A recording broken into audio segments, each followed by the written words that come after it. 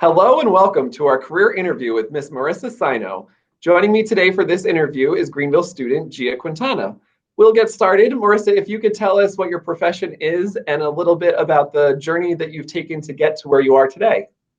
Sure, yeah. So I'm so excited to be working with you guys today. So I started in college. I was in public relations and media communication. So I was really interested in social media and working with journalists, and went to get my MBA after that, my master's in business, to kind of learn more of the business side of how companies work. And from there, I freelanced on my own for a while doing social media and other like website design and basically anything anybody needed from me, I was there to do it. After 6 months of freelancing, I wanted to work for a company and really get like an agency lifestyle. I wanted the free lunch Fridays. I wanted dogs in the office. I wanted free coffee every day and all those perks. And so I began to work at a PR agency in Boston called Pan Communications. And that is when I realized that I didn't want to do PR. So I was there for a while and about 9 months. And what ended up happening is this company had reached out to one of my clients at Pan, and it was called Modern CTO. And it's a podcast opportunity. And I was actually in charge of looking into the opportunity and recommending it for the client. And in that, I actually realized that I wanted to work for Modern CTO. So it really is all about who you know. I then went on LinkedIn, messaged the person that I was in contact with for my client, and said, "Hey, just saw you have a job opening, would love to learn more about the opportunity." He said, "Great, yes." And I went through a series of interviews and they brought me onto the team. So now I work at, it's called Modern CTO Podcast, and I am a account executive, which means I am a salesperson. So what my job is I set up conversations, 15-minute conversations with folks in marketing and communications at a wide variety of companies. Think Verizon, Zoom, any technology company. And then I talk to them for 15 minutes and basically try to get them to purchase a podcast episode. So once they purchase the podcast episode, we will then have them on their for a podcast episode. We also create a brand awareness campaign around that episode. So we create clips for them to post on social media. We do a full-length newsletter for them. And really, it's a great way for me to just interact with folks all day long and hone in on the technology community. So what does a typical day of work look like for you? And it might be different every day, but walk us through what a day would look like. It's the same every day, which I love. So basically, Mondays and Thursdays, I always will have a team meeting. So we all get together at the company and talk about, what sales have been made that week, any upcoming changes in production. But other than that, it's typically filled with 1 to 5 sponsorship meetings. So that means 1 to 5 15-minute meetings with potential clients. I'll do that. And then the other part of my day is definitely sending follow-ups to people, answering any questions that they might have about the podcast opportunity and that sort of thing. And then the most important part of my job is what we call contact collecting.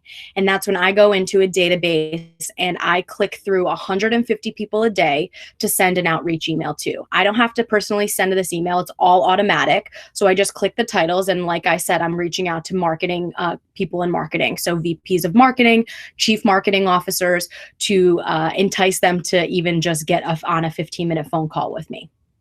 So that's it. What do you love most about your job? I love the flexibility and freedom that I have. I know that that's my day every single day. And so I'm able to make myself gourmet lunches like I did today. And like I'm able to, spend some time working out or going to the grocery store. And I just like love the flexibility that I have. And also just I love to talk. Like, as you guys can tell, I have a personality. I like to chat with people from all over. And so it's fun for me to hop on calls with people that are all over the East Coast and, maybe live in Boston or live in, New Hampshire or something, anywhere in New England, and just chat with them about their company and little small talk things. What kind of skills are needed for this type of job? I would say definitely organization. So I actually wasn't very organized in high school and middle school. I was all over the place. I remember my locker was an absolute mess, but that's like a different kind of organization. I just have to have all my spreadsheets in order. I need to have all my follow-ups, like just as tasks to move forward. And so organization is definitely needed. Able to make small talk and also being able to kind of bounce back from a really bad call.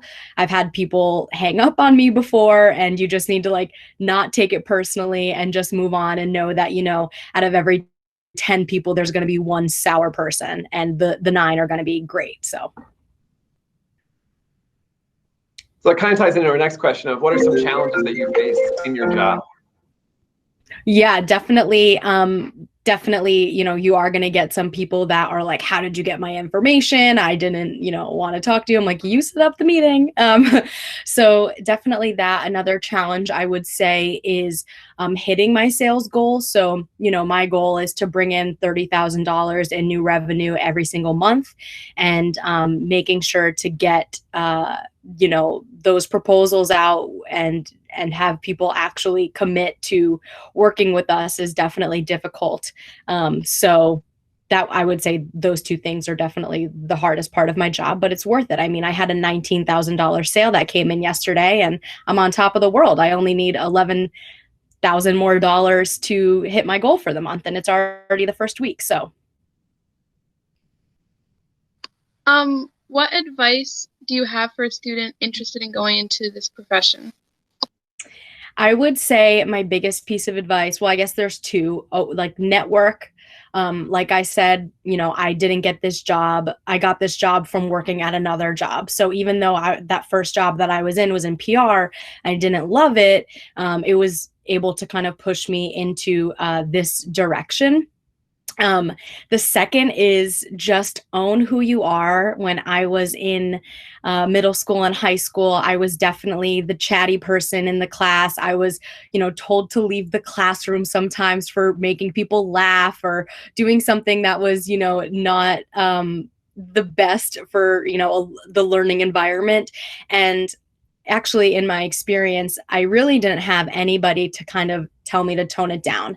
And I'm glad, because those people, that type of person in the classroom that is outgoing, sassy, boisterous, is a leader in the real world, in, your professional life. So don't let anybody dim your light, keep shining, and it'll definitely work out for you once you hit your 20s.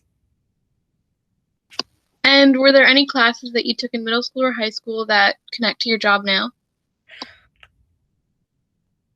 Great question. I would say probably not middle school, because, you are just doing those basics, you are just learning math, science, English, social studies. But in high school, I took a public speaking class, which was really awesome.